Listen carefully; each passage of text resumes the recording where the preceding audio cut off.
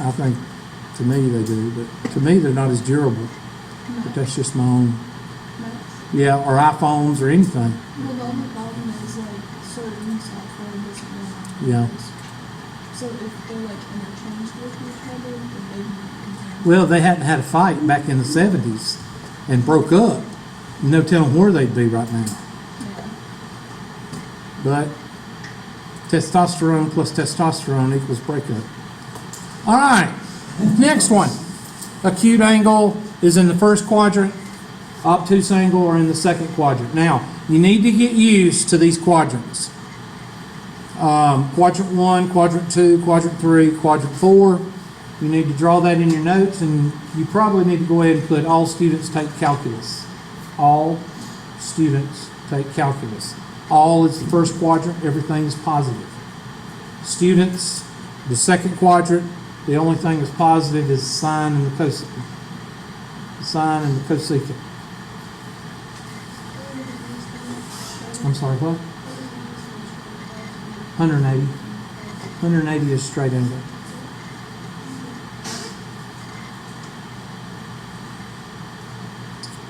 Take the tangent and the cotangent in the third quadrant is the only thing that's positive. Calculus, the cosine, and the cosecant, whichever one goes with which.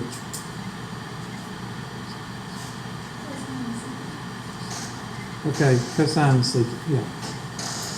So make sure you write that down. All students take calculus. And then write what it means. This is the unit circle. Now, I'm going to show you how to write the unit circle and how not to memorize it. I would much rather you be able to draw the unit circle by learning it rather than memorizing it. And the only thing you have to remember is the special angles, 30, 45, and 60. And I'll show you that in just a minute. You can write it down or take a picture of it and write it down. I'm going to show you how to do it later on in your notes. So you can write it down or just whatever you want to do. I'll leave it on the screen there for a second for you. I would much rather, 10 times rather, you learn something and be able to reconstruct it rather than memorize it and be able to regurgitate it quickly. I would much rather you learn it. Okay? What's the circle? Unit circle. For now, you can just write the degrees. We'll write the radians later. So 30, 45, 60, 90, 120, 135, 150, 180, 210, 225, 240, 270, 300, 315, 330. Just write those, and then I'll show you how to do the rest.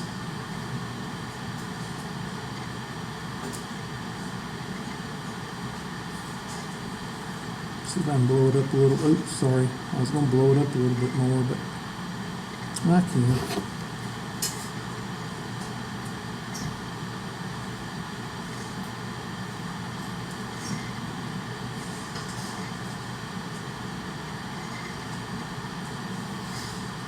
I don't know if I went through, I don't know if I did this or not. Sergio, have you had Trig before? Okay. You had it? Yeah, I am. You had it? Last semester we just talked about Okay, so you just stabbed me in the back. Why is that? it. Well, because you didn't have it, remember? That didn't turn out too good. Well, she teaches just like I do, so I don't understand what happened.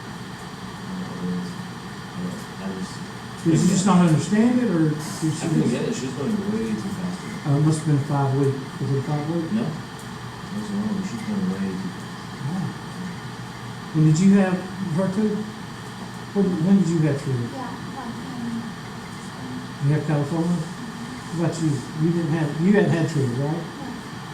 You had my 110, right? Both of y'all. Yeah. You haven't had it? I started taking this on Mm-hmm. 5 weeks. Yeah, I got Okay, good. I'm just trying to see what y'all had. How about you? Here or in high school? Green, okay. I know you had it. You've had college algebra, college algebra, college algebra, college algebra. How about you? Have you had it before? High school? How about you? High school? Okay, so some of you have had exposure. My Math 110s, I don't know how much exposure you've had. I know you've had my class, but we'll just play it by. This is really, it's important, but like I say, I want you to learn. Yes. I mean, you can Google it. That's where I got it. Yeah, just Google it. It's called the unit circle. Okay, hopefully y'all have it somewhat sketched. And I'll show you how to do it, and then you can fill it in your notebook. I need you to write down these two formulas. You don't have to write down the definitions, but the arc length. You know how you find the circumference of a circle? Pi r squared, like a fence around a circular dog pen. That's basically circumference.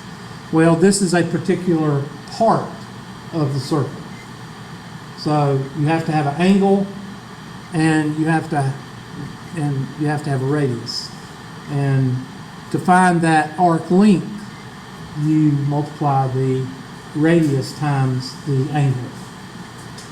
The area, okay, you know how much fencing you need for that part of the fence, but what area is taken up in that part of that dog pen, that piece of pie? And that's right there. The area of a sector, or the area of a part of a circle, is pi r squared with your angle. Okay? But remember, the angle is in radians. Now, let me go ahead and talk to you about radians versus degrees. I know this is awful, but in real world, there is no such thing as radians. Okay? In the real world, if you're turning a transit, if you're working on a project, on a construction project, everything is in what? Degrees, minutes, and seconds. Now, when you are taking college trig and calculus, and you're doing radians, radians is pretty much academic. All right? So, I'm just telling you, radians is academic. If you're dealing with degrees, minutes, and seconds, you're pretty much dealing with the real world. There's a lot of things different in academia than the real world. Oh, you're still zooming. I'm doing what? Still zooming. Oh, sorry. That's why I don't zoom out very much. There's your.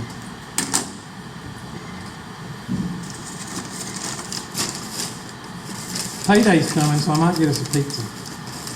But I don't get paid until like the last day of the month. When's the last day of the month? Tell me it don't fall on next week. Does it fall? Shoot, that means I gotta wait till next week. Sucks. You can start off at Tri-County. You can start off, I think they start you off around 35 when you start off right out of college. Somewhere in there. Huh? Well, if you do an overload, it's kind of like overtime. Yeah. You're supposed to teach 5. I teach 6. Well, no, because they needed somebody to do the 8 o'clock 120, and she didn't want to put an adjunct in there because it's a high school class, and she didn't want anybody screwed up. So that's why she wanted me to teach it. All right, so that's that. Not that I'm not screwed up, but she didn't want a continuation of some bad things that happened in the past with high school and adjuncts. So, Hubert's trig. This is how I teach trig. Okay, so I don't need anybody saying, "Well, that's not the way I learned it." I don't care how you learned it. I'm teaching to the students that have never had trig before. Okay. And there's the little man's leg. I don't know why it's out there, but it's there. I don't know why it's there, but anyway. And is it going to start? Oh, I keep forgetting. This is different from my computer. There's your right triangle. And there's theta. Theta is always across from the opposite side. It always lays on the adjacent side, and it's always laying on the hypotenuse.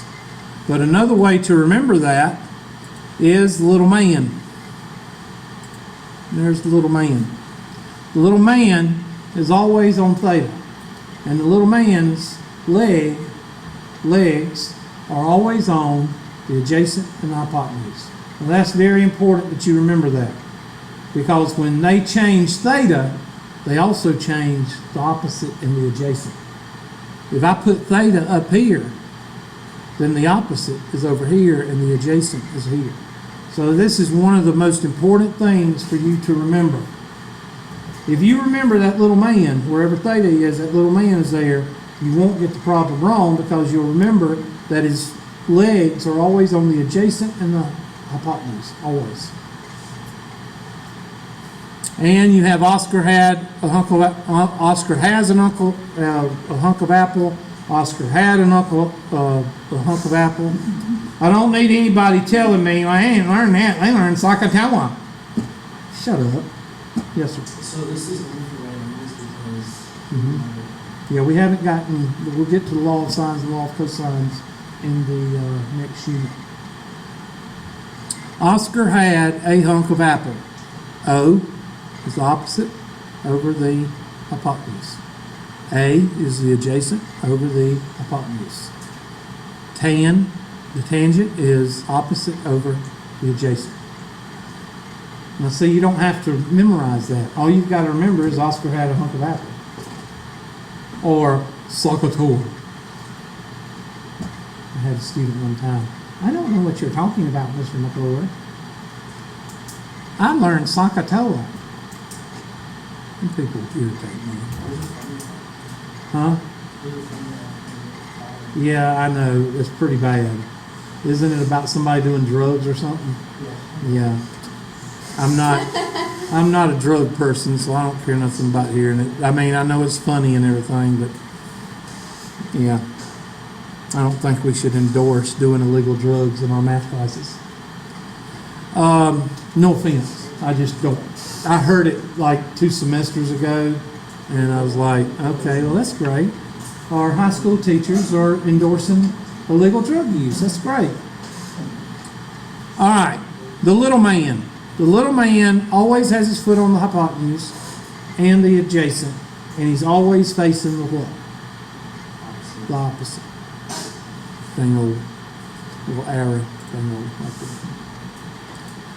Now, also, you can take the sine, cosine, and tangent, and you can also get the cotangent, the secant, and the cosecant, because they're reciprocals of each other. So, I'll get to that in just a minute. These are also some different ways that people write it. It's the same thing. So, they don't have a little man like I do. So, and that's just other ways to write it. Also, write down the Pythagorean Theorem. You're going to need it for this first section.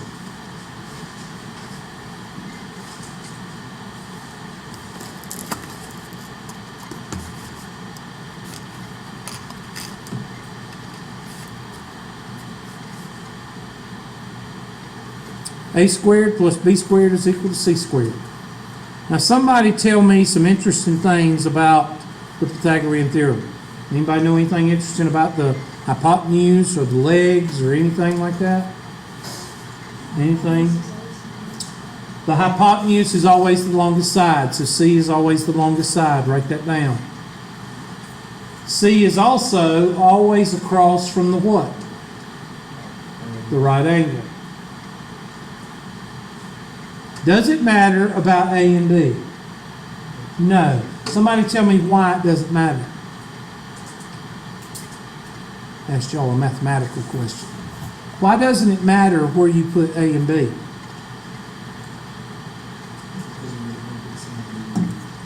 Why?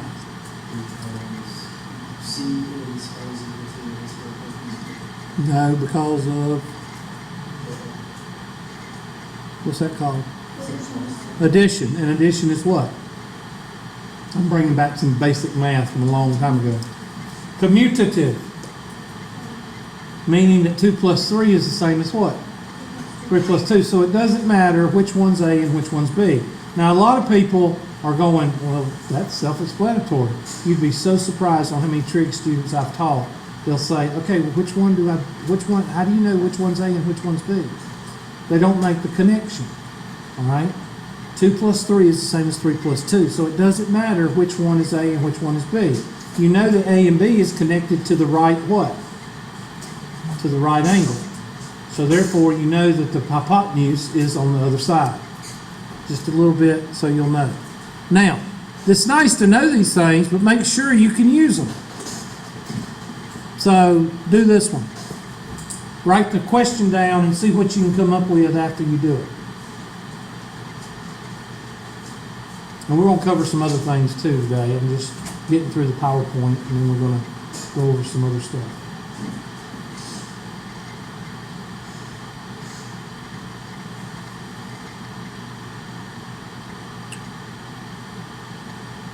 Just plot that point, negative 3 and negative 4, and draw some lines to it from the origin, and you'll figure it out.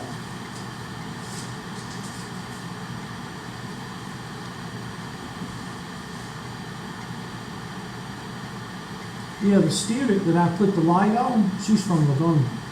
You may know her. Faith Anderson.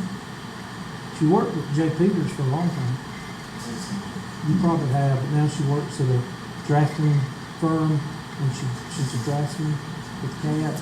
But anyway, somebody either stole her light off the back of her truck or tore it off or whatever. I don't know. I think she must have rubbed it to get something and tore it off because there was like jagged pieces of plastic back there or something. Anyway, I had one in my back seat, and I put it on for her out there. It's just one of those things that I had one in my back seat and she needed one, so it never happened again. So we take our handy dandy straight line maker and we draw. Good God, I think that's thick enough. I think we need to bring that down a little bit. Straight line maker, there we go. Look at that.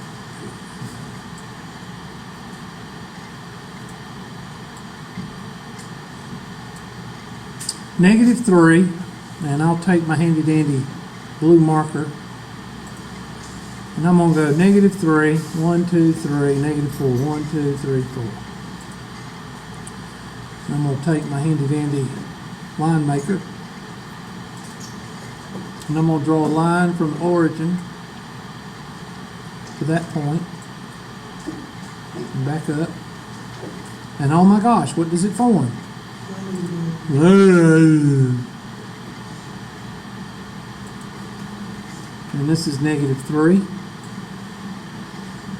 And this is negative 4. Now what do we need? You need the Pythagorean Theorem. You got your two legs, plug it into the Pythagorean Theorem to get your hypotenuse. Once you get the hypotenuse, we can go through and do all the 6 trigonometric functions. Oscar had a hunk of apple and then turn everything upside down to get the other 3. So do that. And if you can't do it, then you need to basically call yourself a loser. And that you're clandestine for the ditch.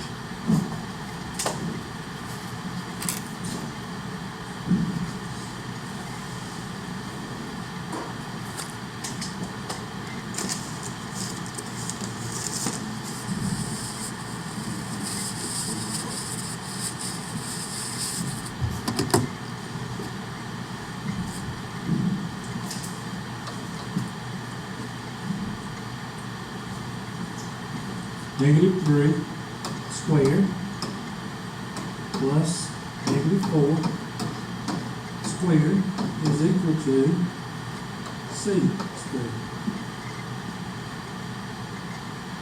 Negative 3 squared is 9 plus 16 is equal to c squared. 25 is equal to c squared. And c is equal to 5.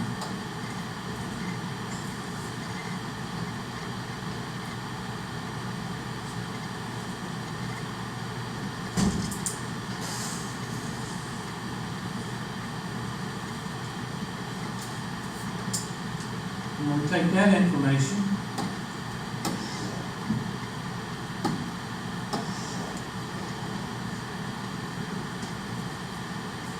if that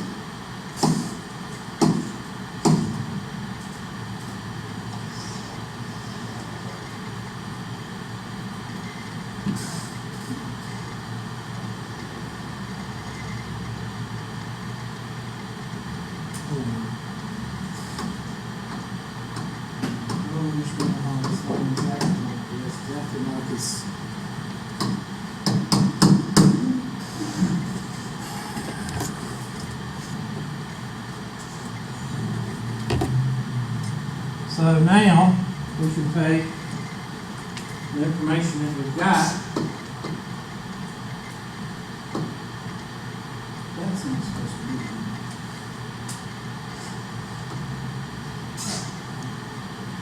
Sine is equal to Oscar cat. Cosine is equal to A pump.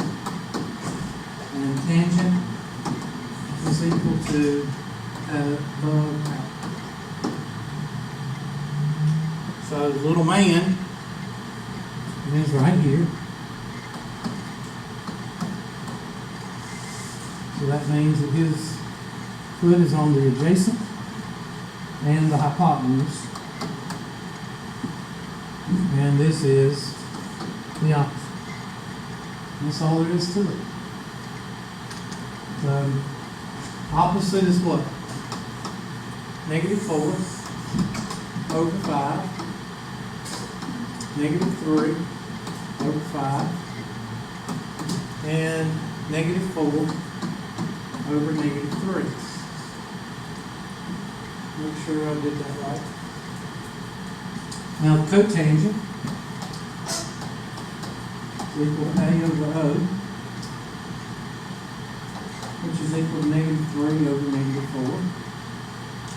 The secant is equal to H over A, which is equal to 5 over negative 3. And then the cosecant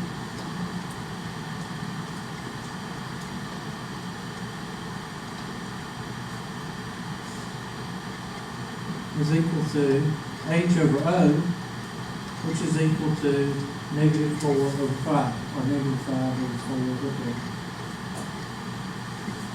Now tell me what's hard about that.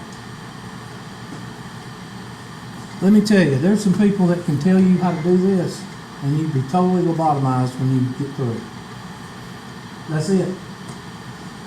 That's all you got to do. Everybody feel good about that? All right, let's do another one.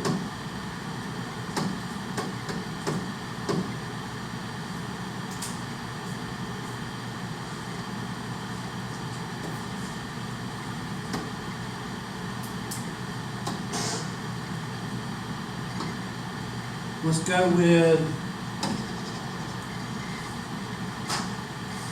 4, 8.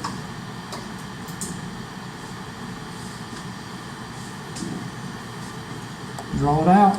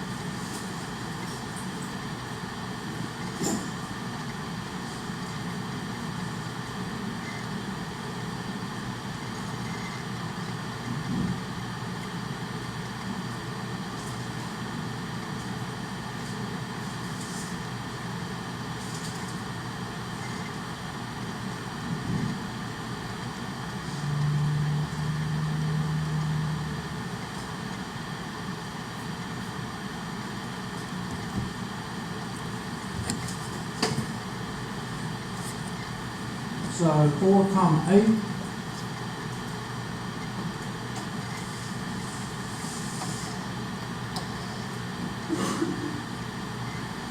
Four, 8.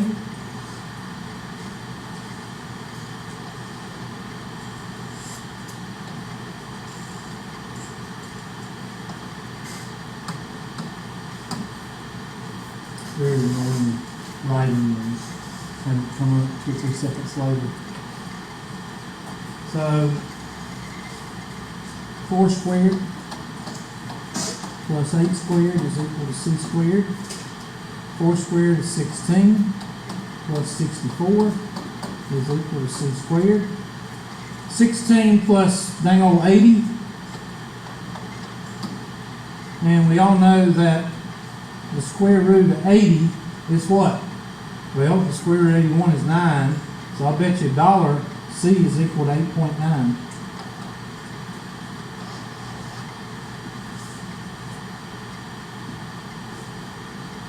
Alright?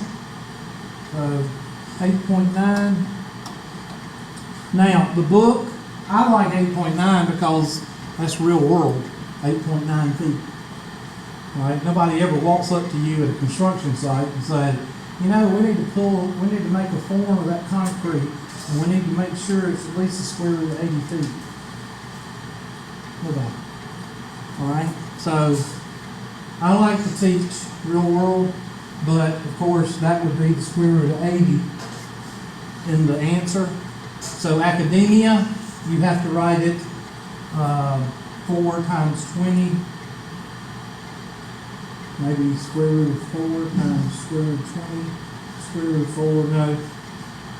We can do 16, right? 16 times 5, maybe? Square root of 16 is 4, so that'd be 4 square root of 5 over, 4 square root of 5. So you need to remember 4 square root of 5 right here, because in a lot of your answers in the academic world, like this chapter, you're not going to write 8.9, you're going to write 4 square root of 5.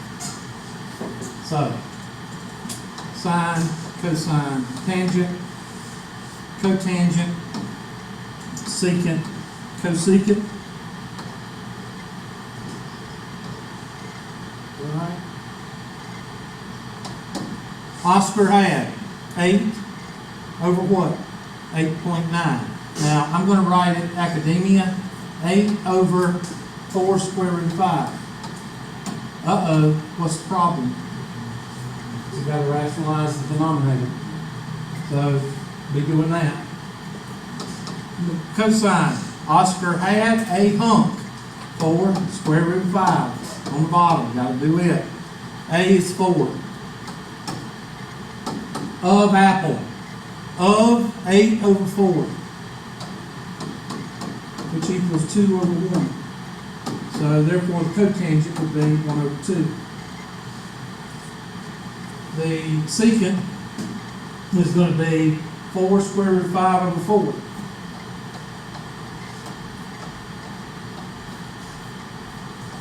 And 4 square root of 5 over 8. Now at this point you set up your trigonometric functions. Now you need to simplify and reduce. Well, you need to get rid of your radicals in the denominators. And then you need to cancel these 4's out here. We'll go ahead and do that. That'd be, that's not supposed to be here, so that worries me. I don't know what the heck that's doing. So that's going to come out to be here, square root of 5 over 2. That cancels, and you just get the square root of 5. This is 1/2. This is 2.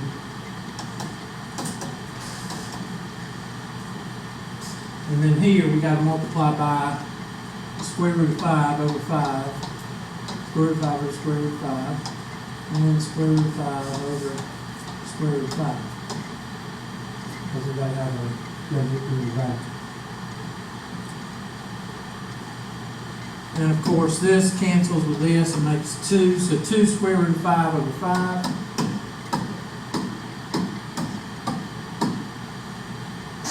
And then this comes out to be square root of 5 over 5.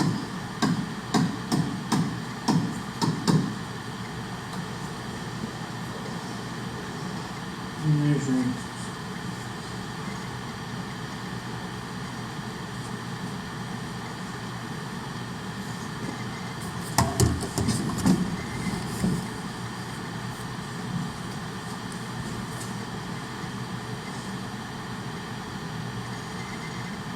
Question.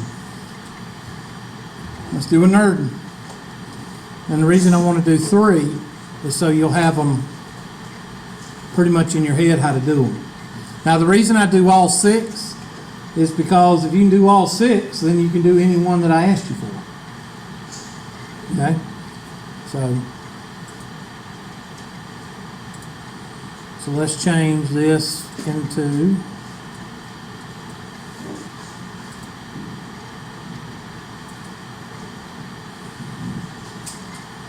-4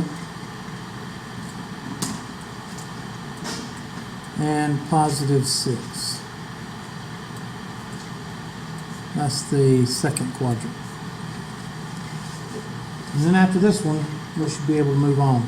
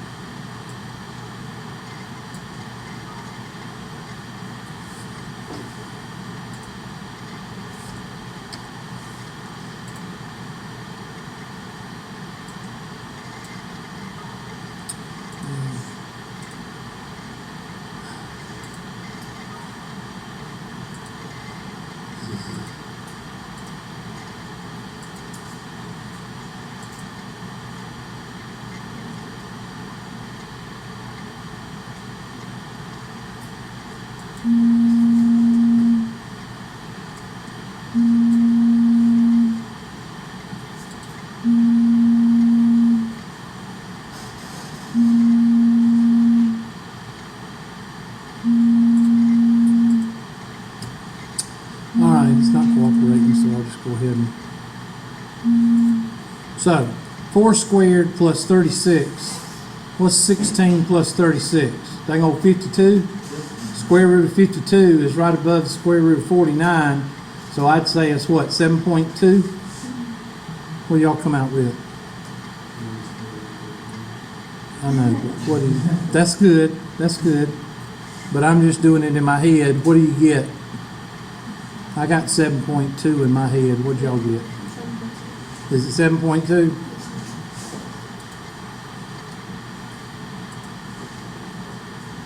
Why is this thing not working the way I want it to work? It's Bushy's fault. 7.2. Now, of course, that's going to be 4 square root 4, 16 and 36 is, what I say it was? 52. 13, 2 times square root of 13? Is that what it comes out to be? 2 times square root of 13, so you need to write that down too. So, 2,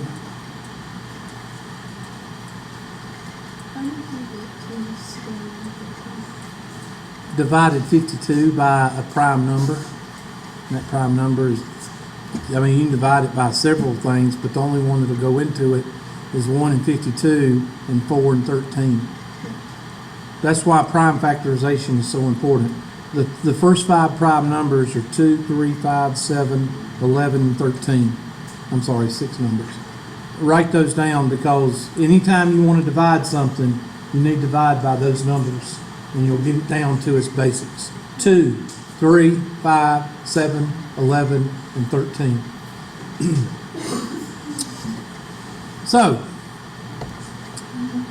of course, opposite is 6, so that's going to be 6 over 2 square root 13.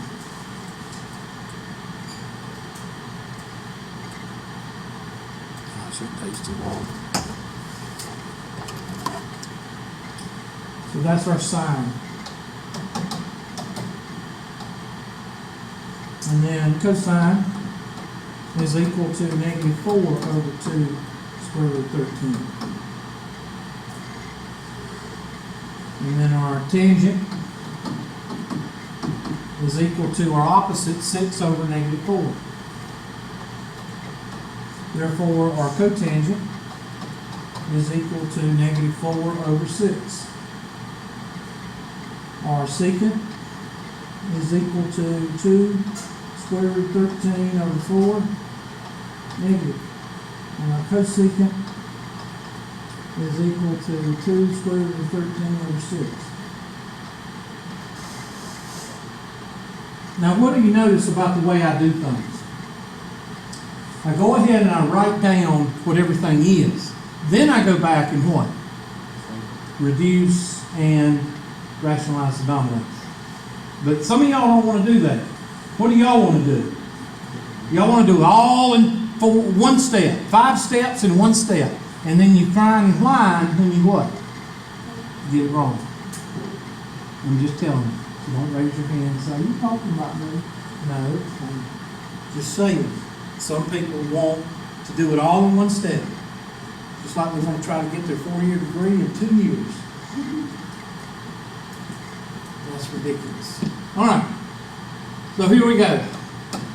I'm going to multiply by the square root of 13 over the square root of 13, and I'm going to get 6 square root of 13 over 13 and a 2 there. And that's going to be 6. That cancels as 3. So I got 3 square root of 13 over 13. What did y'all get? Okay. And if you did that, you know, that's good. All right. This is going to be -4 square root of 13 over 2 times 13. And that's going to come out to be -2 square root of 13 over 13. This is 3/2. And this is -2/3.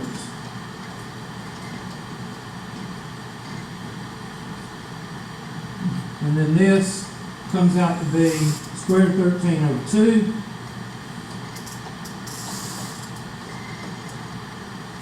And this comes out to be square root of 13 over 3.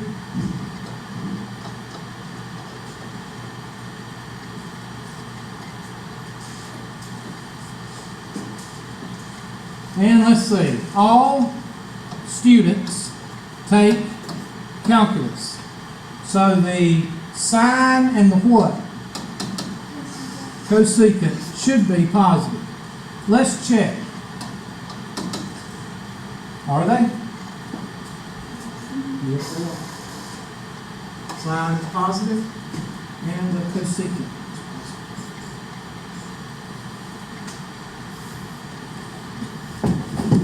Now, I will tell you, trig does have its challenging points.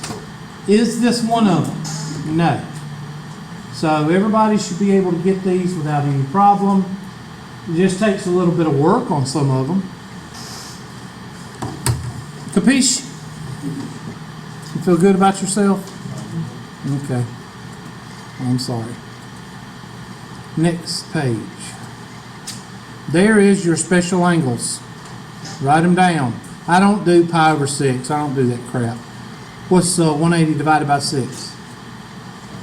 30. So this is 30 degrees. I can't write with a mouse. It's about impossible. I'll do it again. I'll do it up here. Hold on. So just take out that pi over 6. This is your 30-degree angle. This is your 45-degree angle. And this is your 60-degree angle. Put them to memory. Because if you can do these, if you can write them out on your cheat sheet when you're taking a test, then you can do the unit triangle, the unit circle.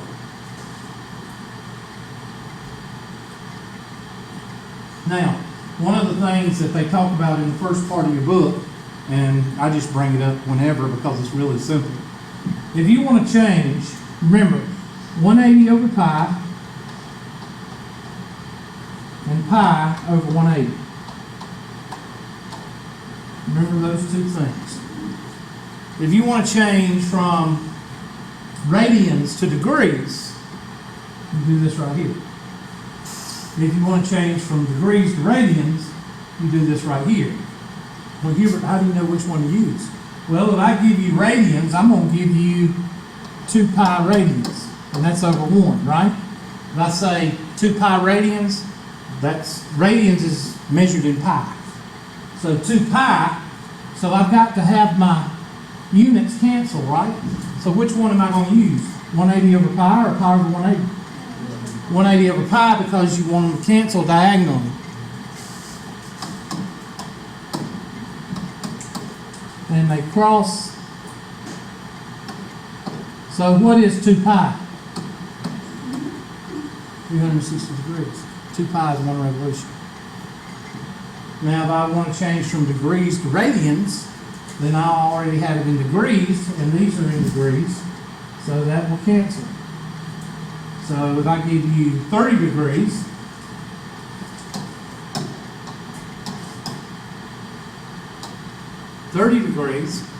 I'm going to multiply by this one. Pi over what? 180 degrees. And what cancels? The degrees cancel, and you're left with 30 pi over 180, and that's equal to pi over 6. So do you have to memorize a lot of stuff, or do you just have to know this right here? You just have to know that. If you know the special angles, and you know these two conversions right here, you can do the unit circle without memorizing hardly anything. How do you do that? Well, when you start the unit circle,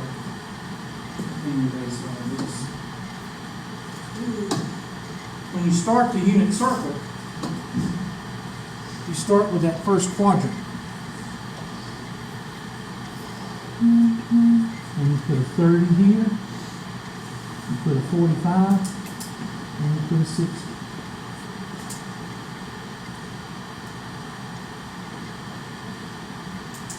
And then you know that this is 30 degrees, which is equal to, well, or multiply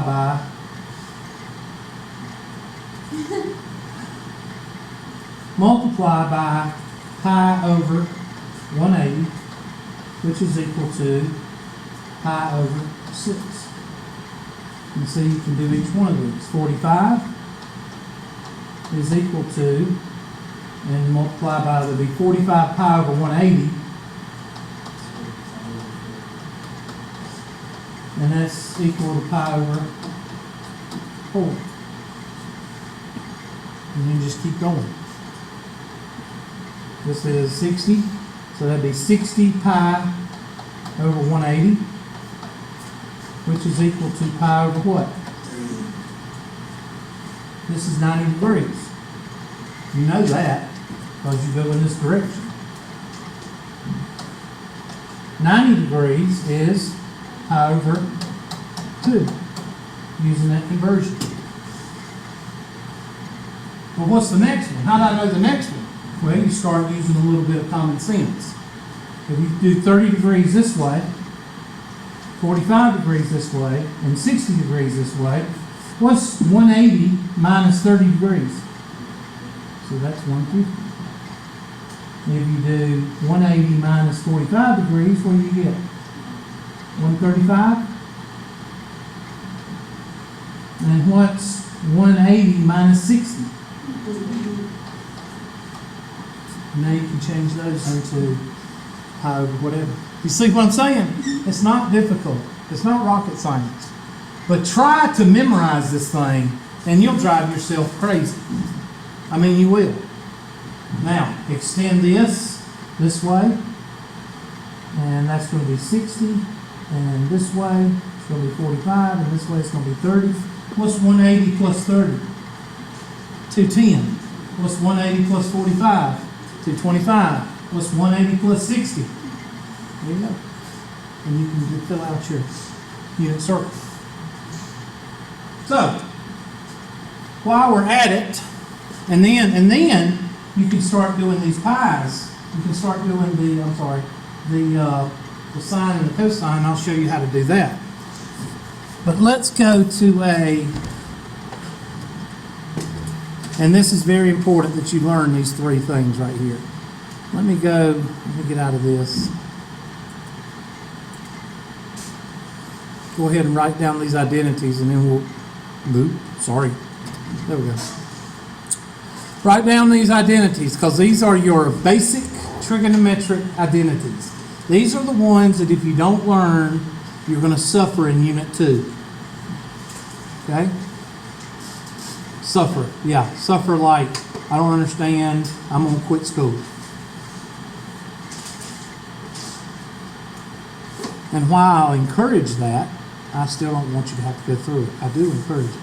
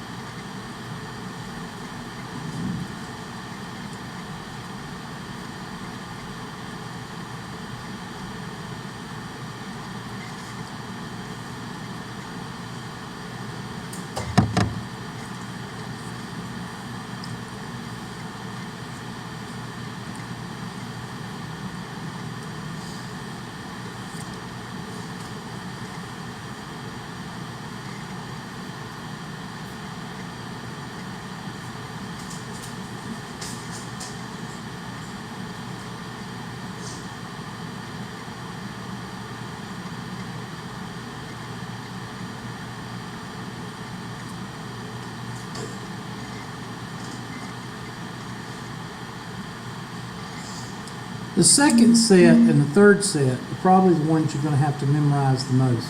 The first set you don't have to because you know the reciprocal of the sine is the cosecant. You know the reciprocal of the cosine is the secant. And you know the reciprocal of the tangent is the what? Cotangent. So it's not that big a deal to do the sine. It's 1 over the cosecant. Cosine would be 1 over the secant. The tangent would be 1 over the cotangent. And so and so and so and so.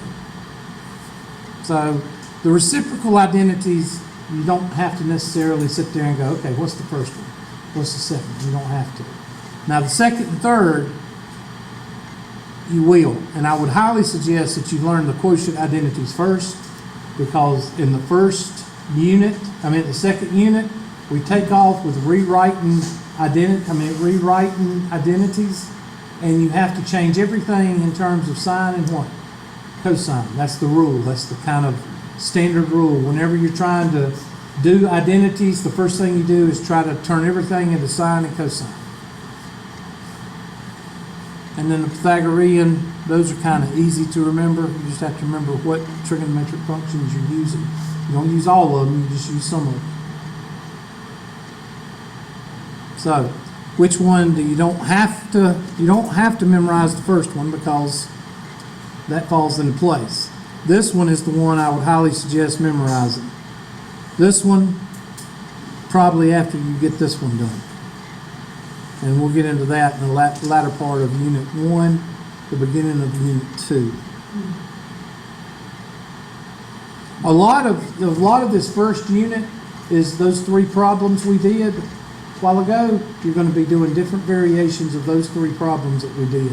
That's going to make a lot of material for the test. Okay? Now, what I would highly suggest you do for homework tonight, along with doing 8.1, 8.2, and possibly 8.3 in your homework, is build yourself a unit circle. Try to do it by hand. Okay?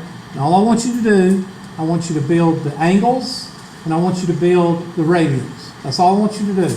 Now, later on, we're going to take that same unit circle, and we're going to add the sine and the cosine and the sine to it. And I want you to build it big enough. What I tell students to do is take one piece of notebook paper, or a piece of graph paper, or a piece of whatever paper, and take a coffee can and draw your circle with the coffee can, or if you're one of these people that have a compass at home, knock yourself out. But a coffee can, draw a circle and just start building it. And by the time we get through with it, you'll have a sheet with all the information on it that you need. Okay? That's one homework assignment, and plus be working on 8.1, 8.2, and possibly 8.3 homework this weekend. Okay? Now,